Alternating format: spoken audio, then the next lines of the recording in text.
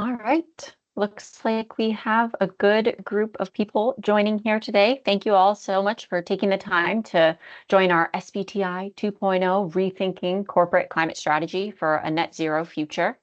My name is Christina Mendoza, and I'll be the moderator for the session today. I'm joined by Dr. Matthew Gardner, Aidan Kilpatrick, and Fernando Villasana. We'll be hopping in to the introduction, but I'll just give a little bit of housekeeping on the next couple slides. So please mute your microphone. You should already be muted, but just in case so we don't have any background music, the slides and the comments will be sent to you in the next couple of days. So you'll have those at your side. You can follow up with questions referring to those. But during the session, please feel free to use the chat. I'll be monitoring the chat for any questions or comments that come through, and we'll actually have a couple timestamps throughout this session where we can dig into some of those questions to see what's popping up throughout the presentation. If possible, feel free to add your name to the question. Overall, our goal today is really just to get more clarity on SBTi 2.0, along with its implications for corporate climate strategies. So a big topic, but we'll give you a bit of the big picture and details as well. A brief overview of the timing and flow of the conversation today. We'll start with an introduction from Dr. Matthew Gardner from SustainServe. We'll hop into some details on SBTi 2.0. You've probably heard this term, but we'll try and dig into some of those specifics. Then we'll pause for a discussion break, and that's where I'll be culminating any of the questions that have come through that are related to those topics. Then we'll dig into SBTi big picture. So what else is going on in this space with targets and emissions? We'll have another discussion break, and then we'll circle back with Matthew for the path forward discussion. So from here, I'll actually pass it back to Matt for a bit of an introduction on SustainServe. Great. Thanks, Christina, and welcome to everybody. Appreciate you taking the time here today. My name is Matt Gardner. I'm one of the managing partners at SustainServe. I sit here in the Boston office with Christina and Aidan as well, and are also joined by Fernando Villasana, senior advisor to SustainServe, formerly from the SBTi organization. Fernando's joined our team to support us on all things greenhouse gases and SBT stuff in particular. So SustainServe, we're at 20, actually this next year we'll have our 25th birthday. Been doing this for a while between our offices in Boston, Zurich, Switzerland, and Frankfurt, Germany. We work with companies around the world, helping them think about all things sustainability, ranging from strategy to the quantitative issues around greenhouse gases and life cycle analysis and all that kind of stuff, and then help companies report out publicly about their activities according to really whatever framework you desire. GRI, ISSB, certainly ESRS is coming online, and that's the work that we do for our clients. Go to the next slide. This is just an outline of the various nitty-gritty details and of the kinds of work that we do. Happy to answer any questions that you have. But rather than getting into these kind of details, I'd like to dive into the speakers that we have here today. And we can just flip through these quickly. That's me. Next slide is Christina Mendoza, a director here in our Boston office. Next slide. Aidan Kilpatrick, senior consultant on our team. He is our SBT subject matter expert in the Boston office. And then lastly, Fernando Villasana. As I mentioned, Fernando joined us recently as a senior advisor, formerly with the SBTi organization, played a key role in developing a lot of the methodologies that you'll hear about here today. So with that, what I would like to do on the next slide is now just go into a little bit around the background of SBTi before I hand it over to Aidan to get into some of the details. So with SBTi, what is it? Science-Based Targets is an organization that was established in 2015, as you can see in the text. I'm not going to go and read all of this, but it was really a multi-organizational partnership that developed, recognizing a need or filling a need for there to be a standardized way for companies to be setting greenhouse gas targets, and greenhouse gas targets that are aligned with the current scientific understanding of how much the atmosphere can absorb before we start to see some undesirable things happen.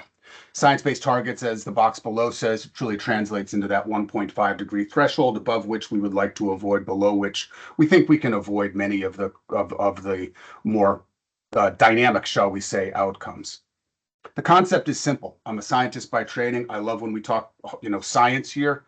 But the atmospheric scientists have figured out or have a good sense of what the total budget is. How much greenhouse gases can we emit into the atmosphere, before which strange stuff will happen that would cause all kinds of undesired outcomes. So we know what the budget is. We can then take that budget and allocate it across the economy to different organizations and figure out what the reduction targets need to be in order to stay within that budget. It's really quite simple in that regard. And that's really the fundamental basis of science-based targets and the focus of the Science-Based Targets Initiative, the organization that manages this target setting protocol. On the next slide, you can see the penetration that SBTi has gotten over the years. It's really I don't know if it's exactly exponential, but a very significant acceleration in the amount of target setting that has been going on. As many as 11,000 companies have committed at this point in time. And part of that is due to the fact that SBTs or SBTi is really, it's not the only game in town, but they were an early mover in this and really penetrated the market and are, the organization and the framework that many companies use in their goal setting. We'll talk a little bit about some of the alternatives that may be out there, because SBTi, it's not a perfect system. Let's go to the next slide and I'll show you what I mean. So the questions that are some of the criticisms or questions that have been raised about the science-based targets efforts is, a lot of companies are making commitments, 11,000 plus companies around the world. Are these backed up by real action? Are companies really performing against these targets? And that's really what part of SBTi 2.0 or SBT 2.0 is about, is to introduce some additional accountability into this. So it's not just window dressing, but there's really some data behind the claims and the commitments that are being made. SBTi is an organization that's certainly gone through the ringer recently. There's been some controversies around some of the governance issues related to it, some disconnects between the management and the board of SBTi. Fernando can speak to some of that or answer questions around that. As with any organization, they grew fast, and the fast penetration resulted in organizationally them not being ready. At times, they're certainly improving on that and doing better here. But one manifestation of that is around missing or delayed technical guidance here.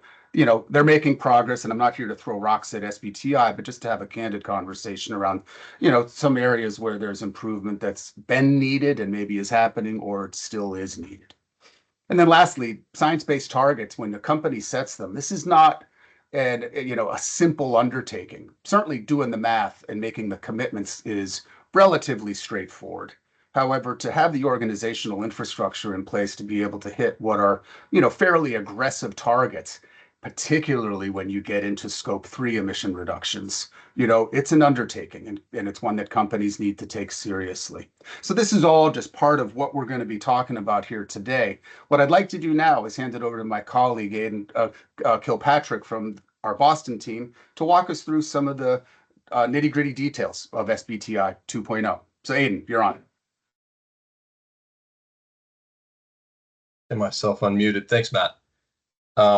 There are a lot of details here. And so what we'll do is we'll speak to a kind of a high level of what the main changes, what the most important changes are, and then walk through some of the ways that can impact your organization and how you manage your climate strategies.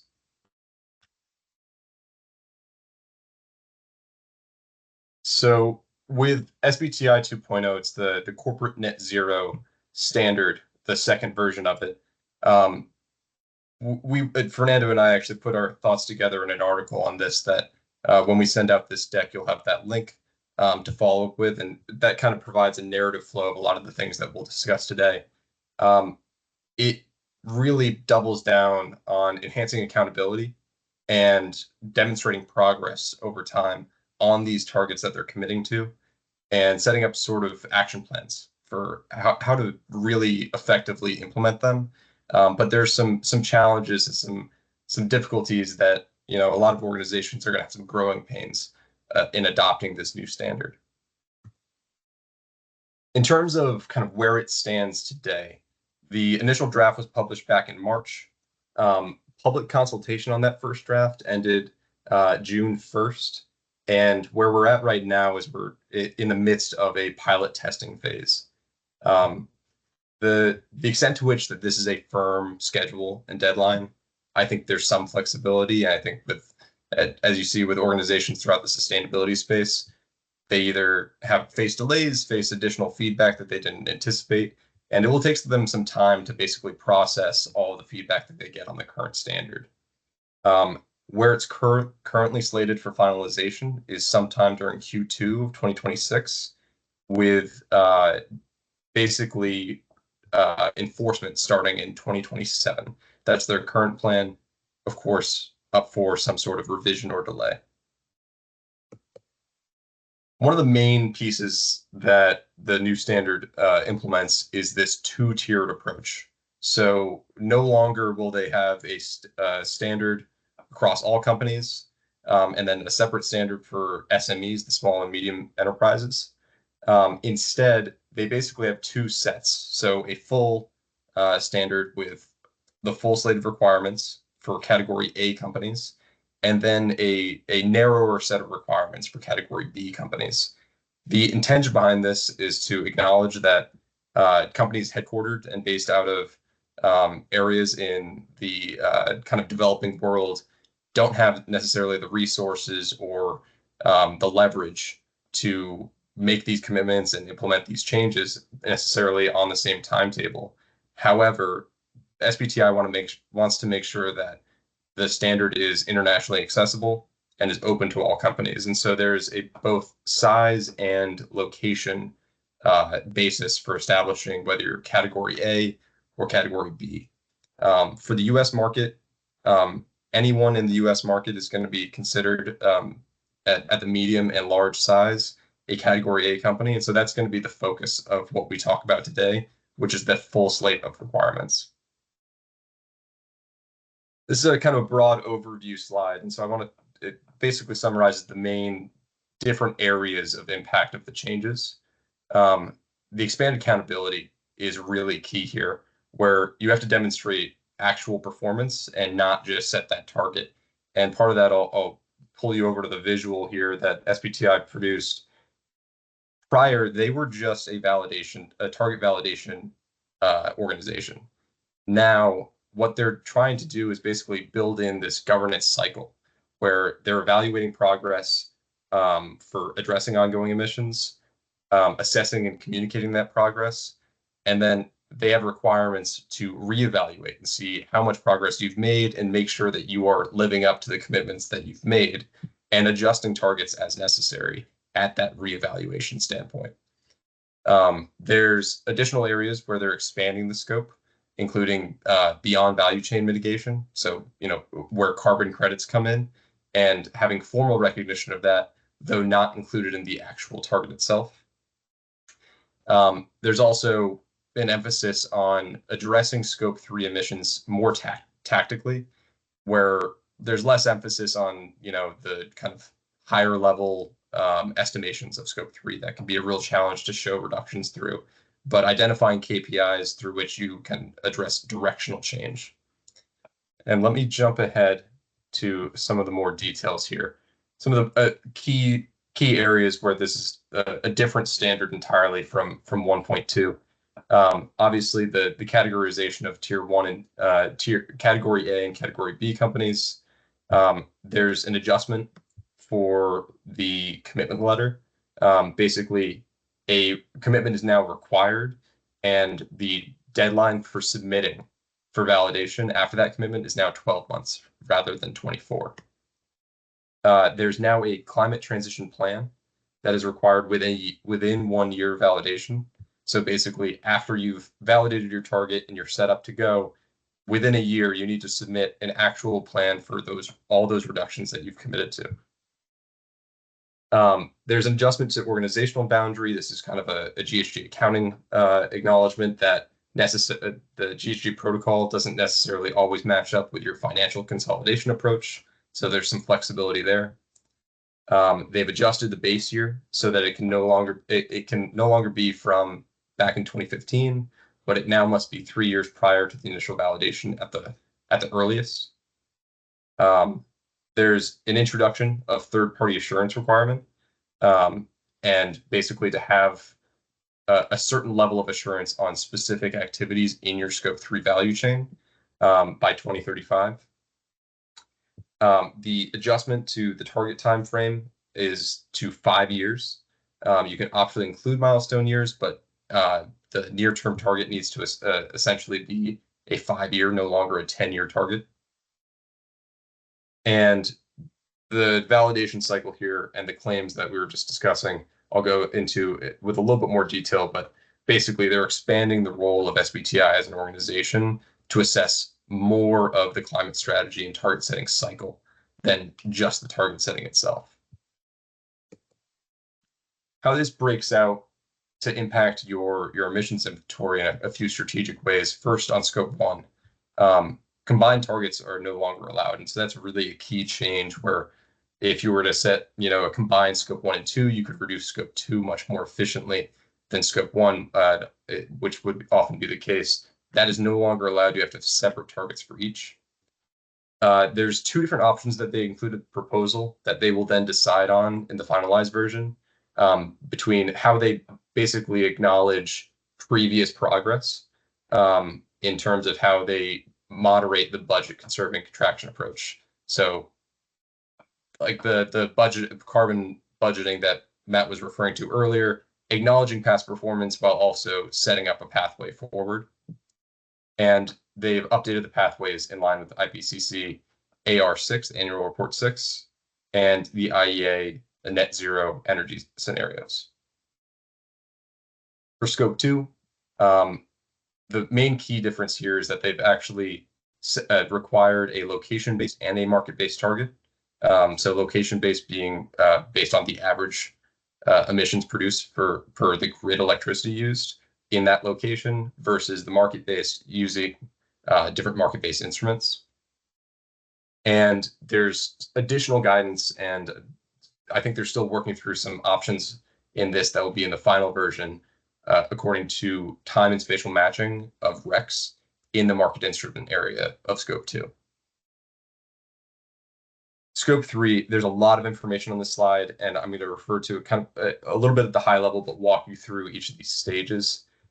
This is where there's been a lot of change, and I would be curious to see what the final version looks like and how all of this gets finalized after the feedback period.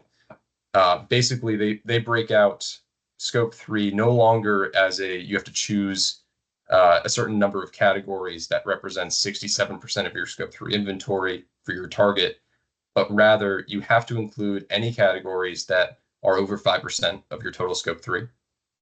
And then within categories, you have to identify emissions intensive activities, which they have a specific list of, and those are identified as more than 1% of the total or more than 10,000 tons of CO2e. On an individual basis, they basically have specific areas where the emissions intensive activities are required to have some sort of alignment. So basically, are the organizations that are producing those activities, are they aligned with a science-based target? Are they setting plans for reduction? And so that is less about the emissions themselves and more about the organizations behind them and what they're looking to do in the future, basically what their path forward is. And so additionally, they separate out both supplier engagement targets and mitigation targets to apply to different areas of this. So with the expectation that suppliers of those EIA activities are aligned by 2030, and that other suppliers are aligned by the net zero year all the way up to 2050. And the mitigation targets are specific to the emissions intensive activity themselves. And that's something that that percentage still hasn't been worked out until the final version. And then in stage 3 here, this is where there's a lot of discussion on the traceability of emission sources. So how much primary data is built in. And this can be a real challenge for organizations because primary data in scope 3 is often, by definition, impossible to get, or at least very difficult. And so this is something that I think will get worked through in the final version of this document, but establishing KPIs to trace activity units is going to be a real key focus of the new standard, so that you're at least aligning with kind of where emissions are going in the future for reduction trends, but not necessarily exactly estimating precisely what the emissions are today. Separately, there's a lot of discussion in the new standard on residual emissions, removals, and BVCM, the beyond value chain mitigation. For residual emissions, this is to be addressed by value chain partners and providing support to enable neutralization. But removals, there's a few different options that they haven't decided yet on, whether they will have mandatory removal targets for those residual emissions, whether they'll have some sort of optional recognition, or all the way to a flexible approach where removals aren't necessarily required, but ongoing emissions separate from the target can be addressed through additional abatement or removal. And so direct air capture would be an example of a tool to be used there. With all of those removal credits, there's some discussion also about how to establish a durability standard for how long they need to be removed and stored. So geological storage is obviously the ideal and the only real permanent option. But beyond that, you don't necessarily want to dequalify or disqualify reforestation initiatives and other carbon removal areas where those credits can still be legit, but it takes a lot of due diligence to make sure that those removals are long lasting and legitimate. And so there's discussion about how to establish that high integrity standard while not necessarily disqualifying a broad swath of the options available. And then finally, they've expanded their scope so into beyond value chain mitigation to actually get recognition for those activities. And that's where carbon offsets come in, where SBTi was kind of agnostic before, saying that as long as they're not in your target, you can do them, but we kind of don't care. Whereas now they'll actually recognize it and give some sort of kind of validated approval for still outside of the target, but giving those claims more legitimacy. And I'll hand it back to Christina for any questions that have come in so far or things to discuss. Perfect. Thanks so much, Aidan. A lot of good stuff on those slides. I'm sure people will be circling back to those when we send them out for a review. We did have some questions come in and just some discussion points to circle back on. So we'll just take a couple minutes, a pause here, hopefully a pause in some of the information overload that some of these slides might be, but hopefully we can break them down. So let's start with a question from Kevin Hagan. Is it assumed that progress means linear improvements or reductions in annual reported emissions? From Kevin's experience, its reductions can be kind of lumpy or step functions. So they're not always just happening in a consistent manner. So the question is also around how is progress in this sense going to be assessed? Because of course there need to be better systems built, better data systems. We all know the quality of data continues to improve the more time you spend with it, but that also might result in an increase in emissions for the short term. So would turn it back to the team here for some thoughts on Kevin's question. I'd love to get Fernando's thoughts on this, but I recognize that there's, in terms of the carbon budgeting, there's a lot of attention paid to basically the area under the curve. So if you don't reduce until the exact target year, but somehow you're still hitting that target, does that count the same as reducing in the first year and then maintaining that same level? Obviously, that's producing a very different level of emissions over whatever the time frame for that target is. And the establishment of the revalidation of targets as part of SBTi's new scope in this new standard, it calls that into question. So Fernando, if you don't mind hopping in, I'm curious what your thoughts are on this. Sure, and that is an excellent question. The expectation for progress to be linear it's really there, but it's not how it's supposed to happen, at least not under version 1.2. The current version would have companies assess progress at the end of the target year, at the end of the target time frame, so in the target year, because you cannot really expect companies to deliver linearly over the 5 or 10-year target interval. In the new SBTi, so in SBTi 2.0, it's exactly as Aidan is describing. It takes into account the cumulative budget, that area under the curve, and they are making adjustments to the absolute contraction method to have that become the basis for adjusting target ambition in the next target cycle. So first iteration, you do not have to worry about exceeding your target the expected level of emissions to the target timeframe. What matters is the end year, and in the second version, cumulative budget will have a role in updating and adjusting your target. If I could just chime in for a second as well. I mean, Kevin also raises a really interesting point, and we all know, those of us who are in the weeds with helping companies develop their greenhouse gas inventories, as time goes on and data quality improves, sometimes your totals increase. You find a facility that you had not had access to data for, or you find misstatements or whatever. So in that case, then a judgment call would need to be made as to whether a recalculation of your baseline and a reassessment of your targets is necessary because of that. A lot of clients we work with do a lot of merger and acquisition activity.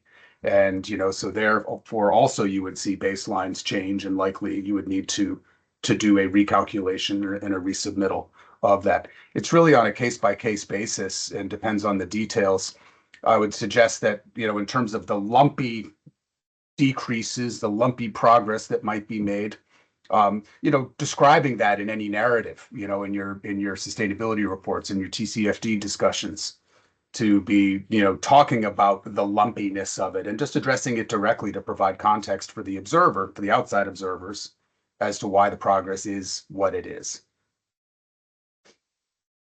Great, thank you all. And we have a number of questions coming in, and I think they're all pretty still related to this topic. So we'll just take another minute or two to dive into these. One question that just came in was specifically related to, Fernando, one of the comments you made about the absolute contraction method.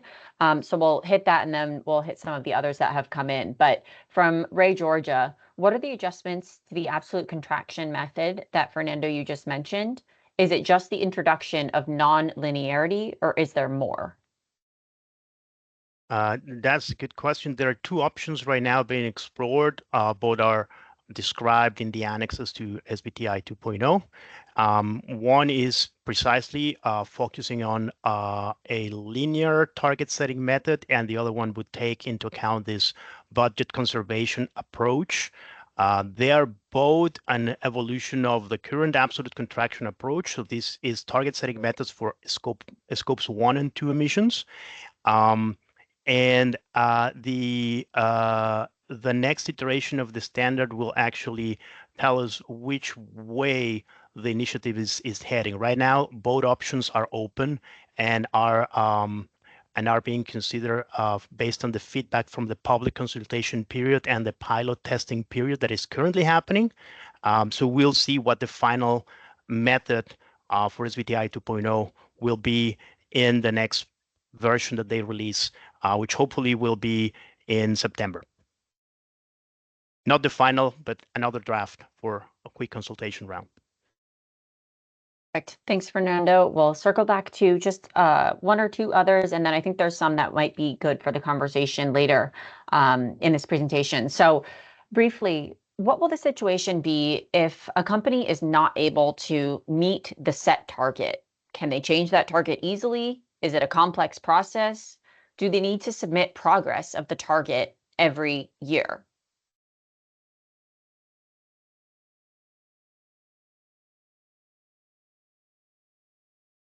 I'm happy to jump in and have Aidan and Matt follow the. It is possible to update your target at any point through the target timeframe. However, it does come with a trade-off, which is you would need to update to the latest version of the criteria. So you can adjust things. For example, as Matt explained, if you have to re-baseline because of your inventory boundary or your consolidation approach has changed, you would need anyway to update and recalculate your target. If that is significant, materially significant, in excess of 5% of your base year emissions. However, you can do that voluntarily at any time. However, the SBTi will impose on you any new criteria or any criteria addition to the time where you got approved. So if you were approved under version 5.0 or 4.2 of the near-term criteria, you would be expected to meet the criteria that the SBTi may have changed in that time. And I would just add that there's a thorough discussion about how removals factor in. And so the durability requirements that I was referring to, how those could be applied to removals that you could potentially use if you get to the net zero year or your target year and you haven't made all the reductions that you're aiming to. And that's part of the discussion that Fernando will have later in the presentation. But that's a very good question about basically what if you don't hit your target, and what if you know that you won't at a certain time frame? How do you adjust to implement changes? That's a strategic decision that has a lot of layers, and would be happy to kind of talk through those after this webinar as well. Great. Thanks all. This seems like a good time to transition over. I noted the couple of other questions that are actually pretty fit for the next section of our conversation, so we'll make sure to circle back to those. But at this point, I'll pass it over to Fernando, and we can talk a little bit more about the big picture of SBTi.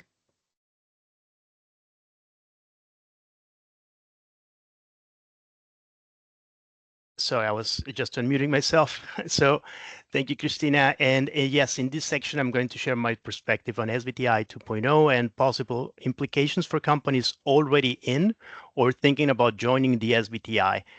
And to understand the SBTi and why this 2.0 standard is relevant, it's helpful to understand the SBTi's evolution from a temporary campaign led by a group of NGOs in the run-up to COP15 in Paris, that has resulted in it is leading global standard for corporate climate action. As Matt mentioned, in 2015, there were very few platforms giving recognition to corporate climate leadership. For example, in the US, there was a 3% solution from WWF, but there were relatively few international platforms solving decarbonization for heavy industry and for companies in the general economy. And as Matt explained in the introduction, the core idea of SBTs is actually simple. And well, the name is certainly catchy, but the concept, to make this concept work into an actionable and credible framework is becoming more and more difficult. And that is because there is and was a lot of pressure and expectations on the initiative. On the one end, a number of NGOs were making calls for increasing the ambition of the initiative and having the initiative have a role of policing or enforcing company reductions. And on the other end, there has always been calls for more flexibility and pragmatism. And to me, the SBTi 2.0 matters because this is not another quick fix to address those pressures. It's not another incremental change, but it's a very comprehensive set of changes. I think the most comprehensive set of changes made to the framework, and reflects that decades worth of learning and of stakeholder pressure, of course. So it's an improvement that is not all science. There is also a good deal of compromises and normative decisions. Some I highly agree with, like shortening the commitment period, for example, from 24 to 12 months, giving companies less time to submit a target after committing. But I remain kind of skeptical about some of the fixed 5-year target renewal cycles, for example. I think that may be too short for a number of companies. The key difference here from classic SBTi, so version 1.2, is that the recognition part will not come from target ambition or that % reduction number. It will be about the company's ability to demonstrate how they're going to meet their net zero target and how they will be adjusting their target for shortfalls that will happen along the way.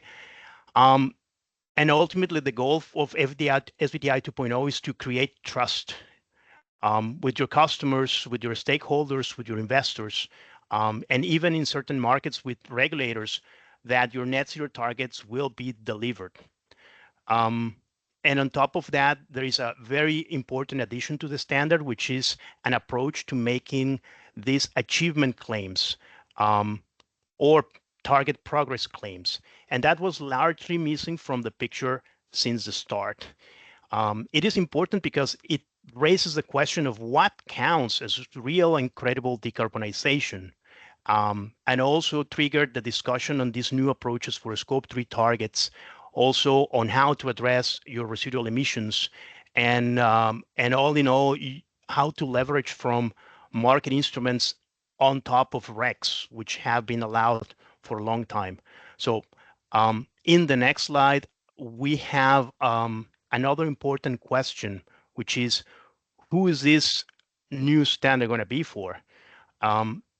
And Aidan explained the two-tiered approach with differentiated requirements per company size and geographical location. This was partly done to address concerns with climate equity and also to improve adoption outside of Europe and North American markets. However, these requirements are still challenging for companies in either category A or B. So the question is, who was this made for? And to me, this new standard seems to be designed for a subset of companies that have had this clear net zero intent for a while, and that are on track, meaning they have an approved near-term SBT. They have made enough progress to date, and definitely they are not in a hard-to-abate sector. But there's another set of companies that are not in these ideal circumstances that can still use very valuable elements in the standard to improve their own climate strategy. So even if you are not going to adopt it, there are very useful elements such as the climate contribution guidance, elements of performance monitoring, and the transition plan guidance that can be valuable for companies working their way to having an approved SBT. There are potential downsides like these short renewal validation cycles, which I think won't fit a number of companies. There are requirements for third-party assurance, and there are other significant resources and effort required for the performance monitoring, for example, that can prove to be an operational and financial burden. So in conclusion, I think the new standard is not going to be for every company, but certainly many companies will benefit from integrating elements in here into their own climate strategies. We can see an example in the next slide of how the SBTi introduced these helpful approaches for Scope 3 targets.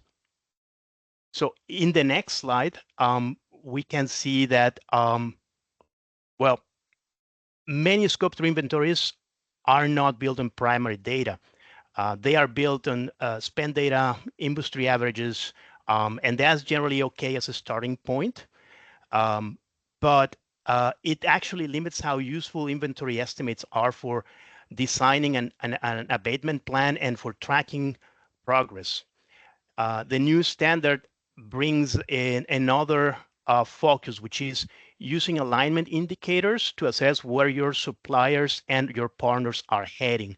And that makes a very important shift from trying to perfect every inch of your inventory to instead start asking strategic questions of who is moving in the same direction with you, who's lagging behind, and you can actually use this approach to define metrics that track, for example, if your suppliers are setting science-based targets, if they are regularly disclosing their emissions, For example, if your logistics partners is increasing the use of zero emission vehicles, if they are supplying with you with products or services that are considered net zero aligned, etc.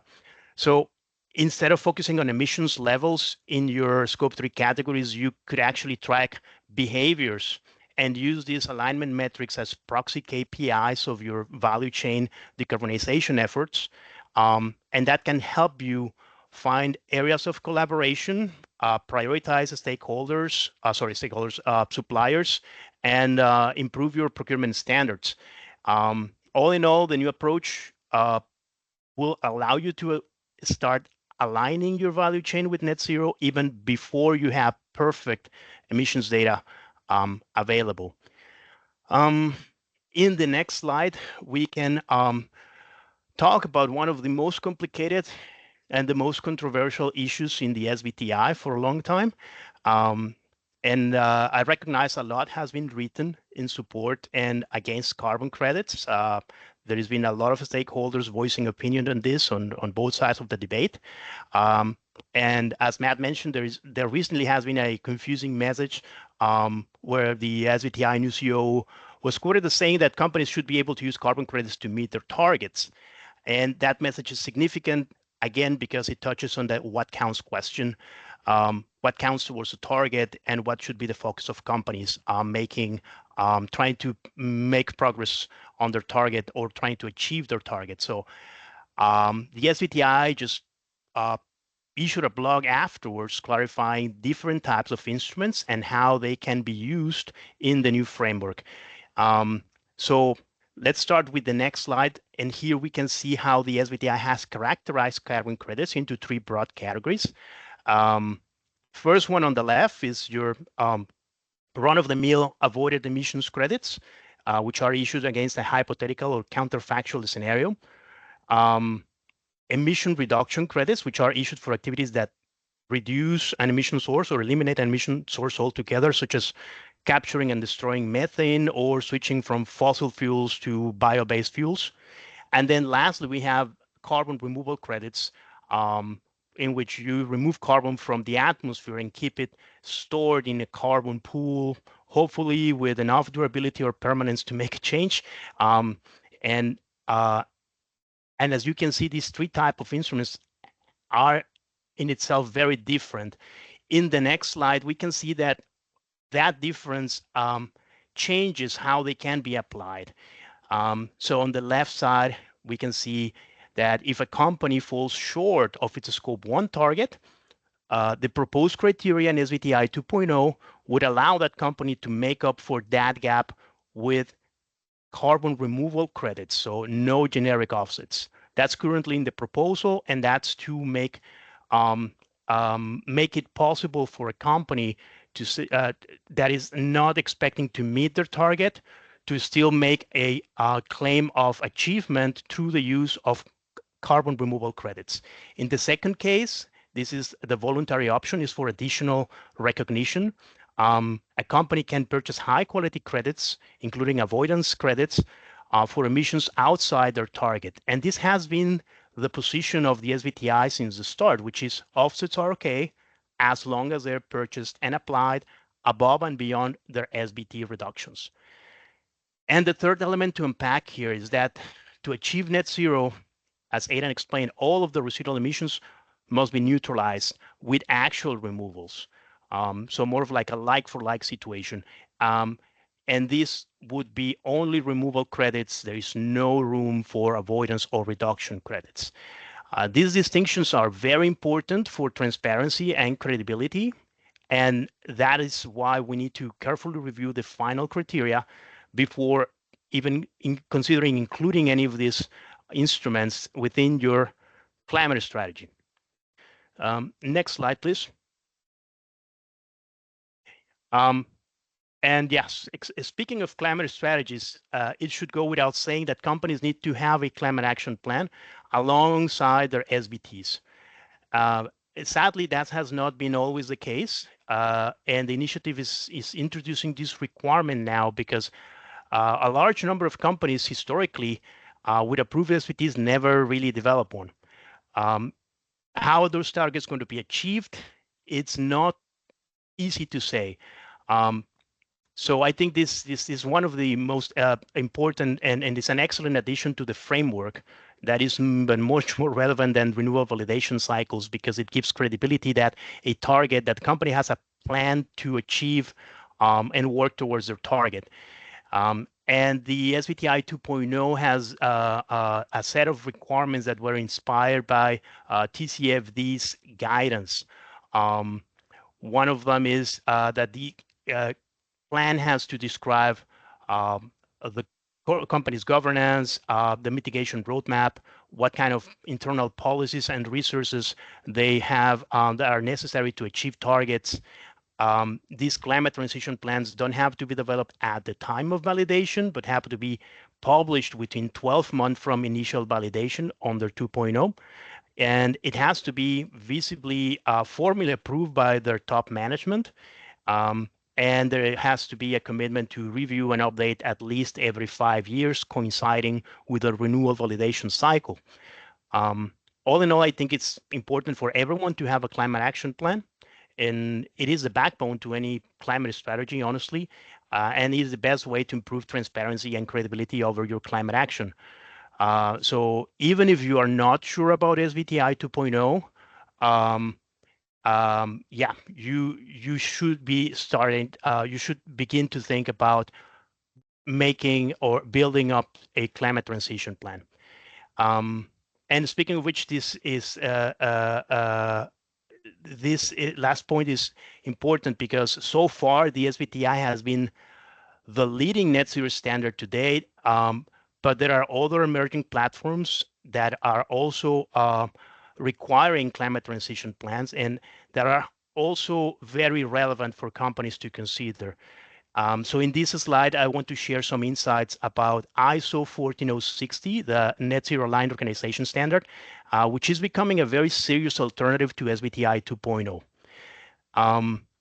Of course, ISO 14000 is going to have a great degree of overlap with elements in SBTi 2.0, but there are also a few key differences, such as the possibility of validation and verification being taken on a first, second, or third-party basis.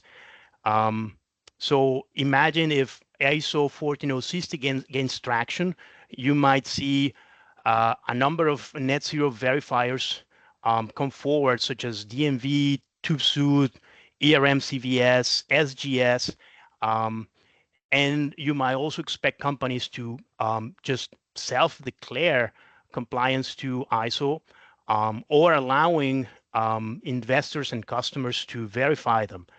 So this is taking away this centralized validation aspect of SBTi and giving companies more flexibility as to who and when will validate and or verify their claims.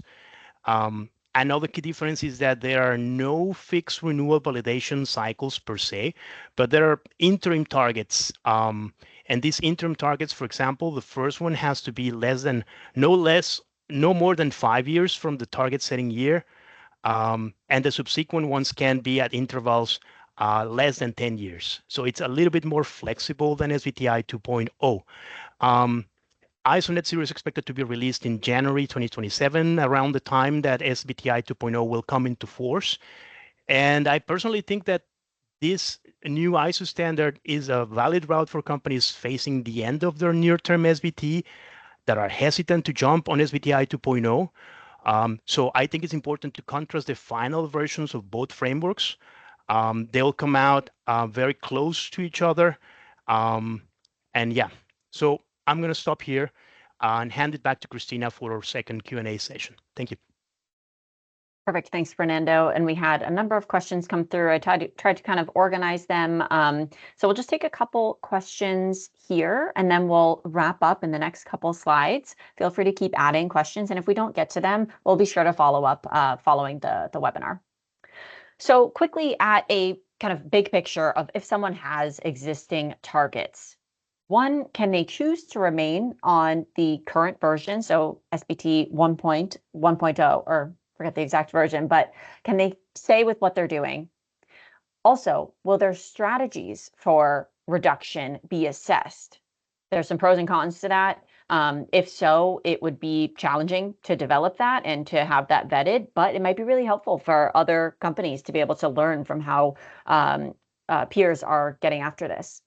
And related to this existing targets conversation, maybe I'll just couple this question here as well. If someone has a currently validated SBTi goal, would they need to resubmit to the SBT 2.0 goal during their current 10-year goal period?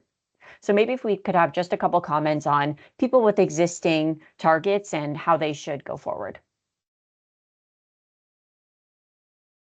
I'll hop in with some thoughts here. With organizations that have near-term targets set and that are seeing their runway to 2030 and beyond in their 10-year target cycle, there are a couple of elements here that are a challenge. SBTi's mandatory review cycle being every 5 years. They recently released guidance on basically how to go about that. And there's a clause in it that says that they will revisit this guidance once 2.0 is finalized and published. So they're kind of hedging their expectations there. What they include in the 2.0 proposal is that it will be basically put into force roughly at the beginning of 2027, but then all companies will be required to switch to it by 2030. That's the expectation. That may change. And Fernando and I have talked about this, about kind of expectations on how flexible SBTi will be with companies that have valid targets now and maybe aren't motivated to switch to the new standard right away and would like to keep them. And so I think there's some discussion about comfort, maintaining current target, and maybe not being in perfect alignment with SBTi as an organization with the new 2.0 standard, but still recognizing that you have a valid target that is based in science, and continuing that runway. Fernando, I'll let you speak on your thoughts. Thank you. And I think for the SBTi would be risky to just start delisting companies that have not adhered to SBTi 2.0 by 2030. I think that would be a mistake, personally, but I can see that they will increase pressure on companies to update ahead of 2030 and in the years after, or provide some sort of differentiated recognition in the company taking action database. That means companies with a target year that happens into 2034, 2035 would still be showing on the SBTi website, but perhaps with a different type of recognition. To me, it is important that companies do not have the standards mandate what their targets should be right now, but rather keep their focus on meeting their current targets, even if the target year exceeds 2030. I think that is an important focus, not let the standard disrupt any of your current climate strategies. Use the elements that exist that are convenient and strategic, but there's going to be a lot of play by year towards 2029 and 2030, because the initiative itself doesn't really know how is it going to handle that potential exodus of companies saying, well, I'm not going to be jumping on SBTi 2.0. There has to be some on-ramp that's more attractive and more appealing to companies already in the pipeline. At least that is my expectation. Great. Thanks both. I know we have a couple questions that we didn't get to. I'm going to pass it back to Matt just to close out our conversation here. Then if we have time, we can come back to those questions, but otherwise we will respond specifically to each of those questions that people have put into the chats, because there's some really good talking points in there. Great. Thanks, Christina. And thanks to Aiden and Fernando for diving into the weeds on SBTi 2.0. It's complicated, but I think there's some clear paths forward. So with that, what should companies do next? What should companies do next? Well, as soon as the 2.0 standards are released, finalized, finished, you could put your eye on that target and plan to adopt those standards when they're released, when they're finalized. And you can start by assessing your company's readiness for this, and including third-party assurance for your greenhouse gas inventory. So dive right in and get going on 2.0. That's an option. You could stay with the to the question that was asked earlier, you could stay with your current target setting right now under the existing framework, but you got to prepare for that mandatory 5-year target review. Start thinking about 2.0 and what that means for you.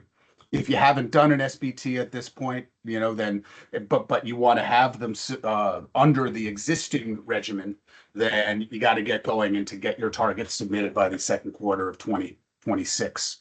And the third option is what Fernando was just alluding to. Explore other net zero platforms that are out there. The ISO standard, it's intriguing, has the cachet of ISO standards, typically well thought out. That'll be coming out in about a year and a half, something like that. But there are other frameworks out there as well. There's the Transition Pathway Initiative Net Zero Assessment Framework, driven by some of the asset managers, London School of Economics, that crowd, as well as the Race to Zero framework. But really, for any of these, for any company that's wanting to position yourselves as a climate aware, climate friendly organization, for all of these, start thinking about a climate transition plan. What role are you as an organization going to play in transitioning to a lower greenhouse gas environment? And keep the focus on real reductions rather than offsets. Similar when you're thinking about energy use, the best thing you can do is reduce your energy use. The best thing you can do for a climate is reduce your emissions there. So, again, there's some options that are out there right now. Happy to talk through, what makes sense for your organization, depending on the details of where you are in your overall journey. So on the last slide, taking action, what do we want to do? So evaluate your current climate strategies against the SBTi 2.0 requirements. Bring the expertise that you have in-house already to navigate what this means for your organization and what paths you may choose.